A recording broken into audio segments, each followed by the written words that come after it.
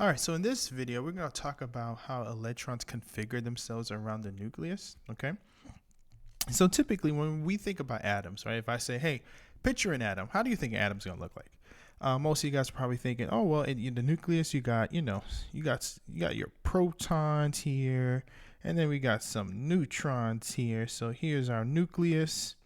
And then around the nucleus, you guys have your these orbitals, right? And circling these orbitals, or within these orbitals, you have your electrons, okay? Um, and then you're probably thinking that the electrons are circling the nucleus, much like the planets circle around the sun, like the solar system model, okay? And so this is oftentimes the imagery that comes up when we think about the atom, okay? Um, and so within the last, I would say about 100 years or so, um, the the structure of the atom, how the atom looks, and what we figure out from experimentation, we notice that it's not exactly, it doesn't look anything like this, really, to tell you the truth. This is actually completely wrong. But it's not to say that it doesn't hold any merit. You know, this model here, it's called the Bohr's model of the element, and it shows us some really, really important things and some really important characteristics of the atom. But when we're talking about exactly how it truly looks like, or exactly where the electrons configure themselves around the nucleus, then this is not exactly a correct model, of at least of our current understanding of how atoms look like. So the question is, how does an atom look like, right? All right, so well, or how electrons configure themselves around the nucleus. And really, the true answer to this is a little bit more complicated, but not impossible to understand. Okay. So the first thing we want to kind of talk about as for how electrons tend to like to occupy themselves, they live within these regions that we call shells. Okay. So shells is just basically, it's a grouping of electrons according in an atom, all right, according to energy, all right. And so what does that mean? So shells is just an area within an atom that electrons will reside, all right, and this area all is dictated by the amount of energy that the electrons use, okay. And so the closer the shell is to the nucleus, the less energy that the electrons have to use, okay. Now the now when we're talking about shells, all right, depending on the shell depends on the capacity of electrons that could be held within the shell itself, okay. And so and sometimes we call shells energy levels, okay, because as I said, the shells all accompany some amount of energy that the electrons have to use, okay. Now when it comes to the electron capacity, all right, if we're talking about shell number one or energy level number one, all right, and so energy level number one or shell number one, all right, is the shell that is the closest to the nucleus, all right. And as this number gets greater, the further and further away it is from the nucleus, okay. So it's just an annotation. Don't get tripped up over the numbers. All right, so shell number one or energy level number one, which is the first shell, the one that's closest to the nucleus, the amount of electrons it could actually occupy, all right, so or the electron capacity in this case is 2. Okay, so energy level and shell number one, it could hold up to 2 electrons. Okay, so let's kind of look at this from. All right, so I'm going to go ahead and just kind of draw out this table where we have shell number, right? And then the maximum number of electrons, or the capacity, you could say. All right, so shell number one, as I said earlier, could hold up to 2 electrons. Shell number 2 could hold up to 8 electrons. All right, while we have shell number 3 could hold up to, I wrote 18, apologize. Shell number 3 could hold 18 electrons. I think that's what I meant to say. Shell number 4 could hold up to 32 electrons, and then so on and so forth. And there is actually an equation that you could kind of figure with this, where if n is equal to the shell number or energy level, right, the equation would be 2n squared if you're trying to figure out the maximum number of electrons. Okay, and then so let me show you exactly how this works. If we're talking about the first energy level or the first shell, right, so 2 shell is 1 squared, right? 1 squared is 1 times 2, well, there you go, 2 electrons. If we were talking about the second energy level here, so you have 2 squared. So 2 squared is 4 times 2, well, you have a maximum of 8 electrons. 3 squared, all right, so 3 squared is 9 times 2, 18 electrons. All right, 2, if you're talking about the fourth energy level or the fourth shell, 4 squared is 16 times 2, 32 electrons. All right, and then when you could even go to like the fifth energy level or the fifth shell. So the fifth shell squared, we have to multiply that by 2, 5 squared, 25 times 2 could hold up to 50 electrons. So what you notice, and hopefully you could kind of see this trend, right? As so as your shell number is increasing, as we're going from 1 through, and honestly, there's like infinite number of shells really. But as you're going from 1 through 5, or in this case, 1 through 5, or as the shell number is increasing, the maximum number of electrons increases as well, all right? And increases specifically in this relationship here, okay? So if you kind of know what shell number, then you know exactly how many electrons could fit in within the shell, okay? And remember, as I said, shell, this is just a group of electrons according to energy, okay? All right, so the shell could be further on divided into what we call subshells, all right? And so subshells is also, a place where you could find these electrons. I mean, a little bit more deeply, a little more detail. In a sense, like you could kind of think about it this way. I could say, hey, I live in the state of Georgia. Cool. Georgia's, it's a pretty large area of land, right? But if I want to be more detailed, I could say I live in Atlanta, Georgia. So now we know exactly what part of Georgia I live in. Okay, so subshells is kind of the same idea. So you have these shells or energy levels, all right? And then if you're gonna go into more detail, then you have subshells, okay? Now, there are going to be 4 different types of subshells that we're going to talk about. I mean, there's more realistically, but for the purpose of this class, we're just gonna talk about this first 4. Okay, and the first 4 that we're going to talk about actually goes in increasing energy, and so it is the subshells that we're going to talk about is S, P, D, and F. All right, so these are your 4 subshells that are found in each of the shells or each of the energy levels. Okay, and so now within subshells, we could further on divide it. All right, so now we go into even more specific locations where we could find, or we most likely could find electrons. And so these, this the division of subshells we call orbitals. Okay, now depending on, I didn't even spell this right. I'm sorry. Orbitals. There you go. And so depending on the subshell depends on how many orbitals you could find. Okay. So in the subshell S, there's only 1 orbital. Okay.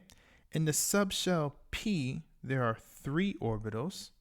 In the subshell D, there are 5 orbitals.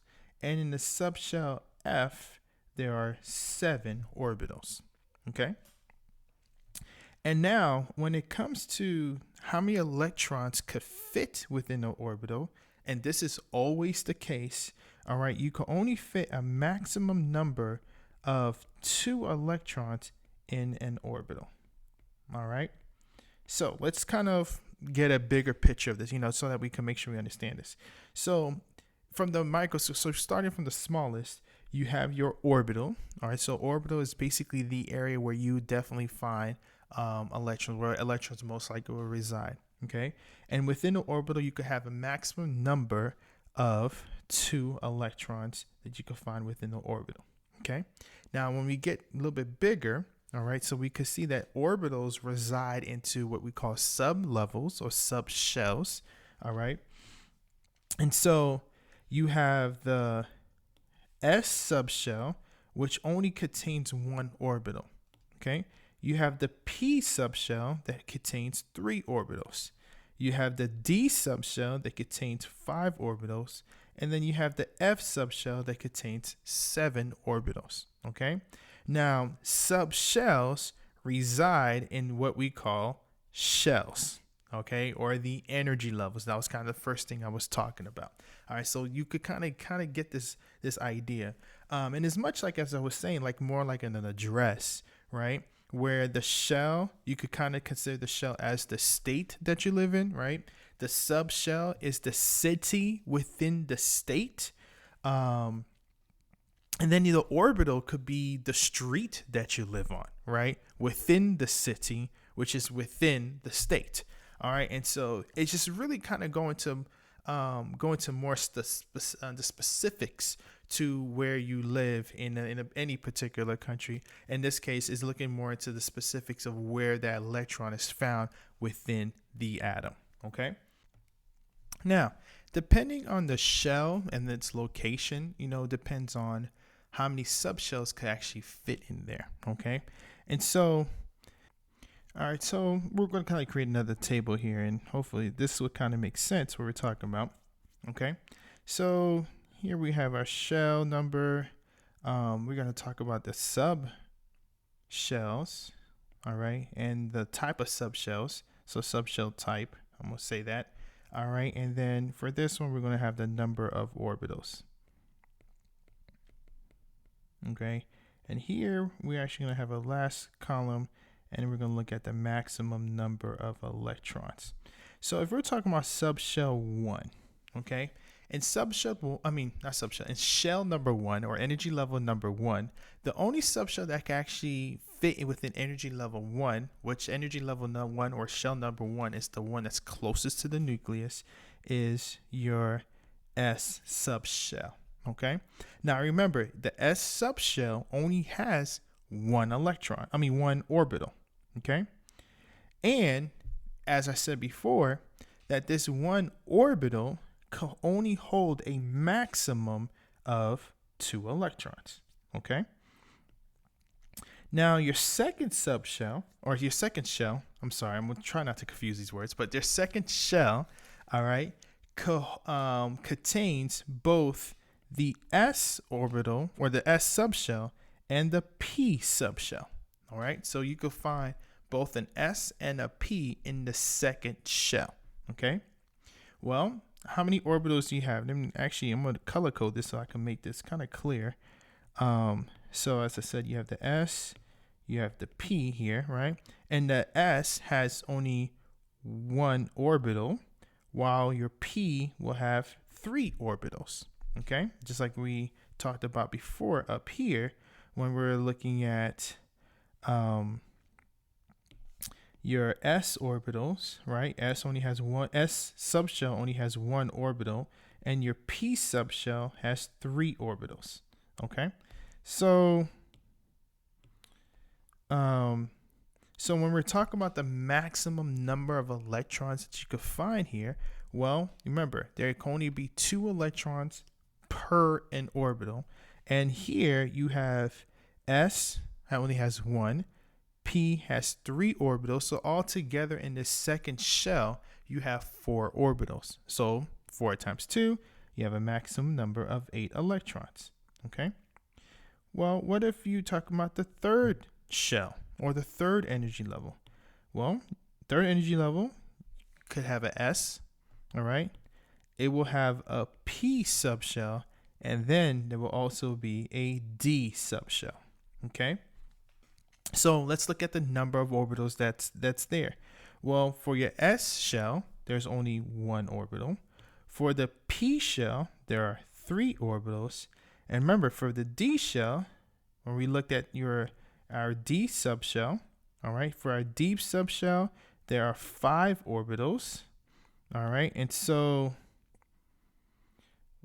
you have 5 orbitals here, all right. Now let's talk about what's the maximum electrons can we have then, all right? Well, the maximum number of electrons, remember, S only has 1. There's only 2 electrons per an orbital. So S only has 1 orbital. Your P subshell has 3 orbitals. Your D subshell has 5 orbitals. All right. And so if you were to count up the amount of orbitals that exist in the third shell or the third energy level, there is 9. 1 plus 3 plus 5. And then if there's 2 electrons per an orbital, then you will have a maximum number of 18 electrons. Okay. Now let's look at one more, and we'll kind of stop there. So what about if you're talking about our 4th shell or our 4th energy level? Well, in the 4th energy level, you have the S subshell, you'll have the P subshell, here's your D subshell, and then you have your F subshell. Okay. Now remember, your S subshell contains 1 orbital, your P subshell contains 3 orbitals, your D subshell contains 5 orbitals, and then your F subshell contains, did I write D? All right, 5 orbitals, there it is, that's the number, and the F subshell contains 7 orbitals, all right? And so now when we're talking about the 4th shell, how many orbitals in total are in the 4th shell? Well, 7 plus 5, well, that's 12. Plus 3, you have 15. Plus 1 is 16. So there's 16 orbitals in the 4th shell. So what's the maximum number of electrons that could fit in the 4th shell? Well, there are 32 electrons. Now, hopefully, when we're looking at these numbers, as for the maximum number of electrons that could fit within a shell, this should look very familiar to what we talked about at the beginning of the video. All right, and this corresponds to the little equation I showed you where 2, I'm not using a highlighter, all right? So when we're talking about the maximum number of electrons is equal to 2, N stands for your shell number squared, right? And so the first energy level, and I'm just going to reiterate this. So 2, 1 squared is 2, right? Where 1 is the first energy level, and look, the maximum number of electrons is 2. So this is kind of where this whole thing's kind of stemming from. All right. Now, each of these subshells have a very specific shape. All right. And so it kind of gives us an idea exactly what's the boundaries of the electrons. All right. Within these subshells. And so it kind of looks a little bit like this. It's a little bit complicated, but it is what it is, right? So these shapes, so here's your S sublevel, right? Your S sublevel has a sphere shape. So the sublevels for S, it more looks like a sphere. So this is kind of like the boundary of electrons that are in this S sublevel, okay, or subshell, okay? Now your P subshell, all right, and if you notice, there's 3 of them, just like we said, there's 3 orbitals, so there's 3 of them, right? It's kind of like this peanut shape, all right? At least that's what I think of it as. It looks like a peanut, P for peanut. And if you notice, remember we talked about that the P subshell has 3 orbitals, and you can see each of these 3 orbitals, or those 3 different orientations, sometimes they're called, all right? Here are your D subshells, all right? And your D subshells, I kind of think about it as like a double peanut. At least that's what it looks like to me. Some people say a double dumbbell or whatever the case is, but to me, it looks like a double peanut, all right? And then you could tell, look, there are 5 orbitals, all right? And so in each one, 2 electrons could reside in, all right? And then the last one, you have this F sublevel, right? Your F subshell. And to me, it looks more like a flower. No, that's what it looks like to me, anyways. But call it as you want, right?